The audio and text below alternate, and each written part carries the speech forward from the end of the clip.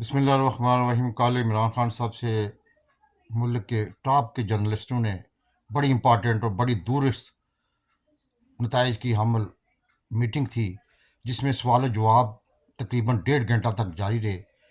ان کا لب لباب یہی ہے کہ اسٹیبلشمنٹ آپ سے بہت زیادہ خوفزدہ ہے، خاص کر عاصم منیر اور D G I S I یہ کہتے میٹنگوں میں کہ یہ اگر عمران خان صاحب واپس آ گئے تو وہ ہمیں برطرف کر کے جیل تک کی سیر کروائیں گے، یہاں تک وہ ڈرے ہوئے ہیں۔ لیکن عمران خان صاحب نے صاف لفظوں میں بتایا ہے کہ میرا کوئی ایسا ارادہ نہیں ہے، نہ ہی میرا کوئی ایسا پلان ہے۔ میں تو چاہتا ہوں کہ ملک کی ترقی کے لیے مل بیٹھ کر کام کرنا چاہیے۔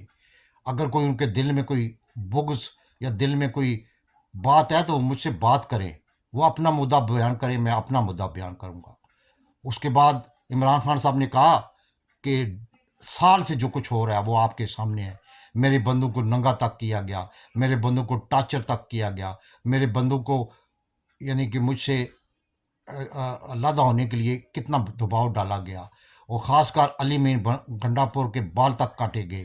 اور 25 مئی کا واقعہ آپ کے سامنے ہے، اس کے بعد 8 مارچ کا واقعہ آپ کے سامنے ہے، 18 مارچ کا جو آپ کا واقعہ سمے ہے، اس کے بعد وزیر آباد کا واقعہ آپ کے سامنے ہے۔ اگر اسٹیبلشمنٹ یہ سمجھتی ہے کہ مجھے قتل کر کے وہ چین سے بیٹھ جائیں گے تو یہ ناممکن ہے، کیونکہ ان کی پہلے بھی کیلکولیشن غلط ثابت ہوئی ہے اور ابھی بھی وہ غلط سوچ رہے ہیں۔ اس لیے وہ چاہتے ہیں کہ اکتوبر تک لے جائیں تاکہ وہ مجھے قتل کر دیں۔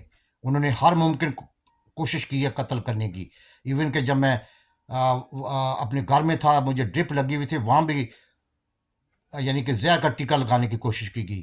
وزیر آباد میں مجھے گولیاں لگیں، وہ تو شکر الحمدللہ اوپر سے جو بندہ فائر کر رہا تھا اس بندے اس کی اس کا نشانہ خطا چلا گیا۔ اور پھر 18 مارچ کو جو کچھ ہوا اس وقت بھی ان کا یعنی کہ پلان بالکل ریڈی تھا، لیکن انہوں نے وقت سے پہلے شروع کر دیا، جس کی وجہ سے وہ کامیاب نہیں ہوئے۔ اس لیے میں کہتا ہوں کہ جو اسٹیبلشمنٹ میں کے دل میں کوئی یا ان کے خیال میں کوئی ایسا واقعہ ہے کہ میں ان کو معاف نہیں کروں گا، تو یہ ان کی غلط سوچ ہے۔ مجھ سے وہ ملیں، مجھ سے وہ کنٹیکٹ کریں، وہ اپنا مدعا بیان کریں، میں اپنا مدعا بیان کروں گا۔ اور پھر جنرل باجوہ کے متعلق انہوں نے کہا کہ میرے پاس بہت سے راز ہیں، لیکن یہ ہے کہ اگر میں وہ راز آج ہی اگل دوں اور ابھی بتا دوں تو ملک میں زلزلہ آ جائے گا، طوفان آ جائے گا، اور پھر میری ایک بات پہ پوری دنیا میں ہیڈ لائن بن جائیں گی۔ اس لیے میں ایز اے پرائم منسٹر رہا ہوں، مجھے سب پتہ ہے جو کچھ مجھ سے ہوا، جو کچھ اندر خانے ہوتا رہا، وہ باتیں بتائی ہیں جو کہ عام تھی، جو کہ نارمل تھی، لیکن جو کچھ ہوا وہ مجھے پتہ ہے۔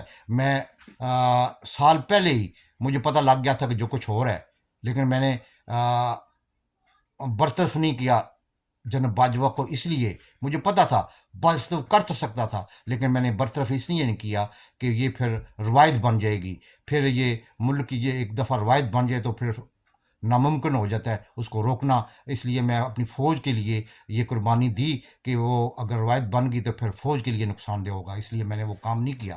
جس طرح کی خبریں پھیلائی جاتی رہیں جی برطرف کر دیا جائے گا، رات کو 9 اپریل کی اس وقت بھی میں نے کوئی ایسا ارادہ نہیں کیا تھا، نہ ہی میں نے کسی سے ڈسکس کیا تھا۔ پھر انہوں نے پوچھا کہ یہ احمد میر کا، انہوں نے کہا جو کچھ ہے آپ کے سامنے ہے، جو کچھ ہے آپ کے سامنے ہے، میں نے کوئی مداخلت نہیں کی اپنے ٹنیور میں آرمی کے سلسلے میں، اور لیکن میری حکومت میں جو مداخلتیں ہوتی رہیں وہ آپ کے سامنے ہیں۔ میں نے احتساب کے لیے ہر ممکن کوشش کی، لیکن جنرل باجوہ صاحب میرے آڑے آتے رہے، وہ نہیں چاہتے تھے کہ ملک کے انتخاب ہو، احتساب ہو۔ اس لیے پھر انہوں نے مجھے سب پتہ چل رہا تھا، مجھے پتہ تھا جو کچھ کر رہے ہیں، اس لیے انہوں نے ملک کو 30 سال سے لوٹنے والے لوگوں کو اکٹھا کیا اور پھر میرے خلاف عدم اعتماد کیا۔ میں بڑی آسانی سے چلا گیا، میں نے اس کی مذمت نہیں کی، مجھے پتہ تھا یہ ملک کے لیے نقصان دہ ہے، مجھے پتہ تھا کہ یہ ملک کو جو کچھ جس نیج پر لے جا رہے ہیں اس سے ملک کو نقصان ہوگا،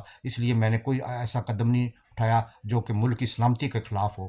میں نے وہ سائفر کا ذکر کیا، وہ سائفر موجود ہے، ابھی بھی موجود ہے. اس سائفر کو سامنے رکھتے ہوئے جس طرح باجوہ صاحب نے باہر کے ملکوں میں میرے خلاف کمپین چلوائی اور حسین قانی جیسے بندے کو ہائر کر کے مجھے گندہ کرنے کی کوشش کی امریکہ میں، وہ بھی آپ کے سامنے ہے. اس لیے میں کوئی ایسا قدم نہیں اٹھانا چاہتا جس کے ملک میں کوئی افراتفری اور ملک میں کوئی انتشار پھیلے اور ملکوں کو تباہ و برباد کرنے کے لیے میں ایسا کوئی قدم اٹھاؤں گا. اگر جہاں تک الیکشن کا تعلق ہے، وہ میں نے 2 اسمبلیاں ڈیزالو کر دی ہیں.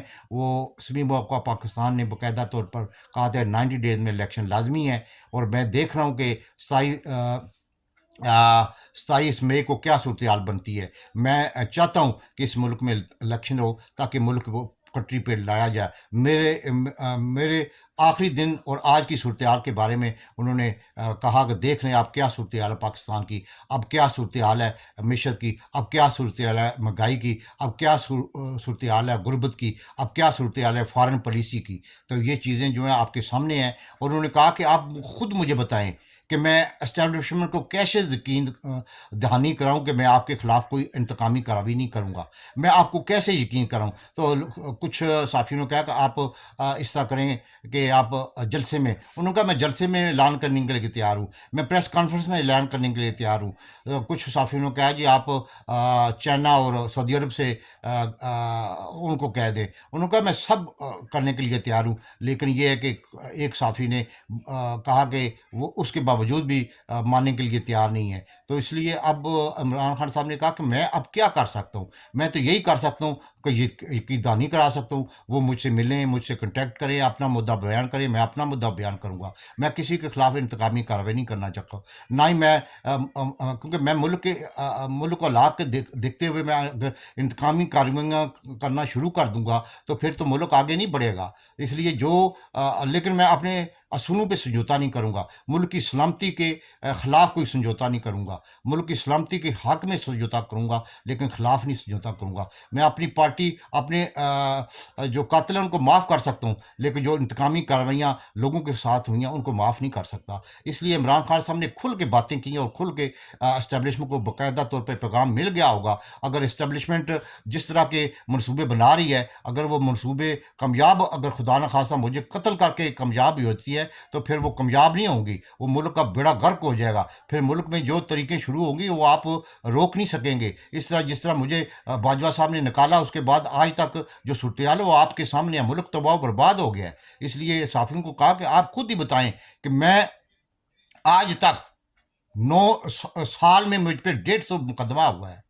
میں کبھی ایک عدالت میں جاتا ہوں، کبھی دوسری عدالت میں جاتا ہوں، کبھی تیسری عدالت میں جاتا ہوں، اور کبھی غداری کے مقدمات، کبھی میری پارٹی کو ذل شاہ کو مار دیا گیا، کبھی میرے بندوں کو ننگا کیا جا رہا ہے، کبھی مجھے اتنا ذلیل کیا جا رہا ہے کہ مجھے مارنے کے لیے 3 دفعہ کوششیں ہو چکی ہیں. ابھی بھی یہ اکتوبر تک اس لیے ٹائم لے رہے ہیں کہ مجھے قتل کر دیا جائے. یہ ان کی سوچ. اب کیا کر سکوں، کس کو میں مطلب کہ یقین دہانی کراؤں کہ میں کوئی ایسی انتقامی کارروائی نہیں کروں گا.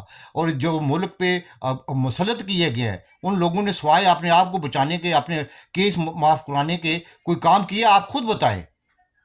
انہوں نے آگے سے کسی نے کوئی جواب نہیں دیا. پھر انہوں نے یہی کہا ہے کہ آپ جو اسٹیبلشمنٹ جو کچھ اندازے لگا رہی ہے وہ ان کے غلط اندازے ہیں. اگر وہ مجھے راستے سے ٹالنا چاہتی ہے تو پھر وہ ملک کے لیے نقصان دے گا.